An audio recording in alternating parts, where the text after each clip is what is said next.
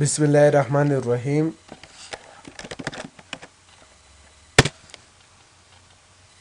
بلنک داکومنت را انتخاب میکنیم. ببینین در فایل موضوع امروزی ما شما شیر است. اگر شما فایل داشته باشین و خواسته باشین که ایره شیر نماین، پس از قسمت فایل د شیر میاین. در این قسمت که آمدین اینجا ببین invite people است، اینجا save to، از این قسمت سیو میکنی، ایمیل میکنی. مثلا امی فایل را خواسته باشین شما ایمیل کنین، با کدام فرمت ای سیو میشه، یعنی وقتی که ای فایل در او جمعه را با کدام فرمت PDF XPS و یا فکس و کدام شکل باشه و یا ای را اتچ میکنین. سه اینجا علامه چی میه؟ اتچمنت میه. کمی کلیک کردی اینجا ببینیم. وقتی که کلیک کردی ای فایلتان در ایمیل سند میشه به شکل کدام فرمت PDF. خو شرطش ای است که در اوتلوک باید شما کنفیگریشن داشته باشین. درست است؟ فعلا ایره کنسل میکنیم. میایم امیک شکل موضوعات دیگه از این است، یعنی به شکل اینی شوه یا فکس شوه و یا تنها اتچ شوه. وقتی که اینی را کلیک کردی شکل نرمال از این می باشه، یعنی با کدام شکلی که ده اینجا است در ورد است به می شکل ای تنها چی میشه؟ اتچ میشه.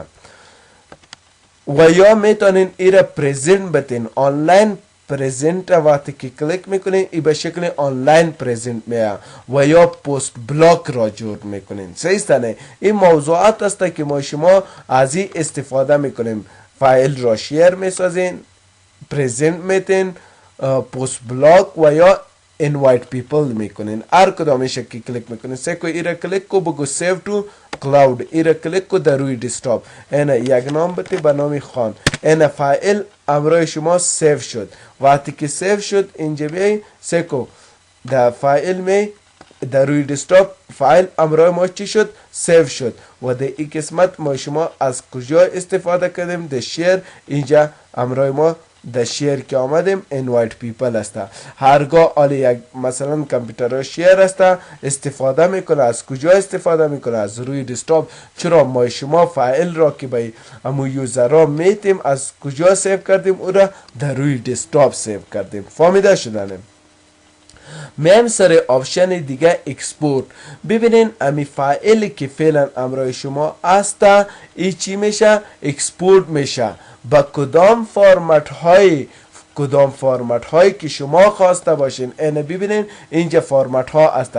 فعلا PDF است، PDF یا XPS داکومنت است.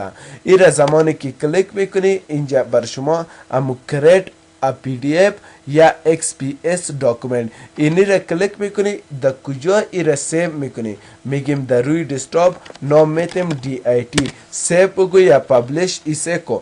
آلی با کدام فرمت سیو شد؟ با فرمت PDF یا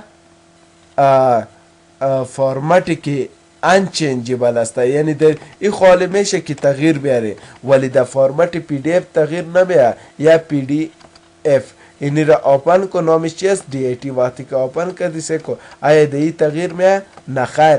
چرا که ما شما ای را با فرمت PDF سیو کردیم. انشالله ای را فهمیدین. نه میخوایم ای فایل خود را به یک فرمت دیگه سیو کنیم، اکسپورت. چون اینجا دو فرمت بود. اینه چنج فایل تایپ کلیک کو. وقتی که ای را کلیک کردی اینه قدر فرمت ها است. داکومنت است، نورمال. اینه DOCX با فرمت آفیس 2013 سیو میشه. شماره اول اینجا میگیم هر نامی که میتی. شماره یک ای با فرمت چی سیو شد؟ 2013. اینه میبینی؟ نه میخوایم ای را سیو کنیم با کدام فرمت؟ اکسپورت کو. در اکسپورت بیا از این قسمت چنج فایل تایپ 2003 و 97.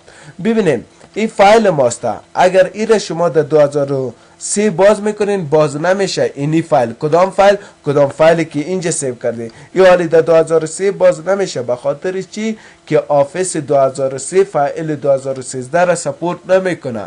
خیلی ای چطور شد که ما شما ایره در 2003 باز کنیم؟ میای در کجا؟ در اکسپورت میای، از این قسمت اکسپورت را که کلیک کردی، چینج فایل تیپ، برش بگو world 97 up to 2003 ایره کلیک کو. زمانی که کلیک کردی پایان میای در قسمت یک آپشن است به نام سیو از، ایره کلیک کو.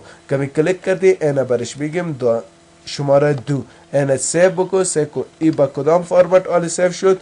2013 و 97 و اینجا ببین لوگوم فرق داره. حالا میشه که این فایل را شما در 2013 باز کنین و در 2003 باز کنین.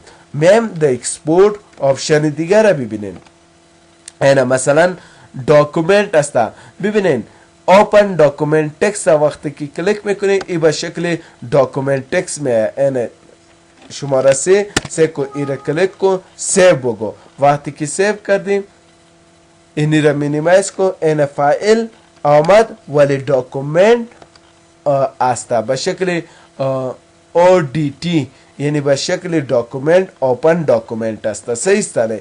پس ایره کلیک کو. نه به این شکل هم نمیخوانه، میخوایم تمپلیت، یعنی به شکل تمپلیت. کدام تمپلیت؟ این ما شما وقتی که نیو را کلیک میکردیم این تمپلیت ها است، به شکل تمپلیت ای سیو شود. خیلی ایره کلیک کو، بیاد این قسمت سیو بگو روی دسکتاپ به نام شماره 4. وقتی که ایره کلیک کردی سیو کو، ای با کدام فرمت سیو میشه؟ با فرمت تمپلیت. میبینی اینی چی است؟ یک تمپلیت است.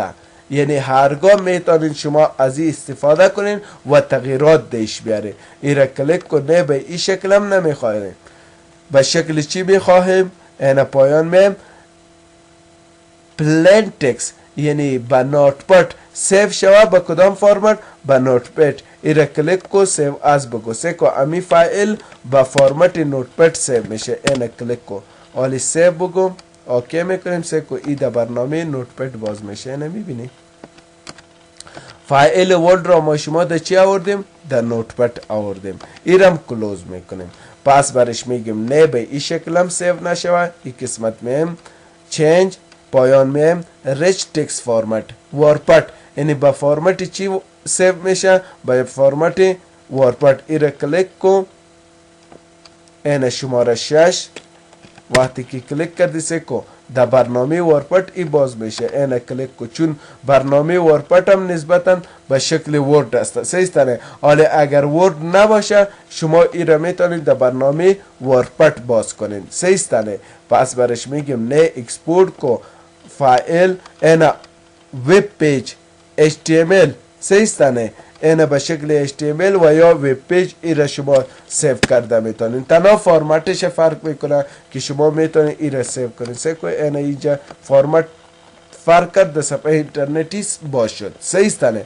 اما یک فایل است سه کو به این قدر فرمت ها ما ای را سیو کردیم. پس بگیم نه به این شکل هم نباشه.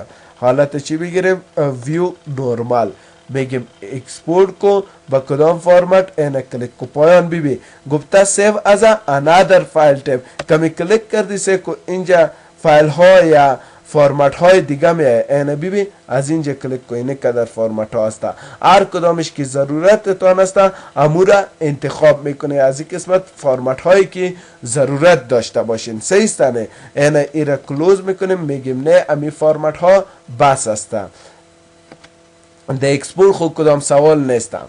میم سر کلوز. کلوز چی میکنه؟ فایل را بسته میکنه. کنترل دبلیو شارکتش است. سه کمی کلیک کردی فایل بسته شد. پروگرام بسته نمیشه. کنترل ان فایل جدید، کنترل دبلیو کلوز. یا از این قسمت هم کنترل دبلیو گفته میتونین و یا از قسمت فایل برش بگوین کلوز. فهمیده شدنه؟ سوال دارین در قسمت؟ سوال خو ندارین؟ ادامه شب خیر، ما شما فردا میخوانیم.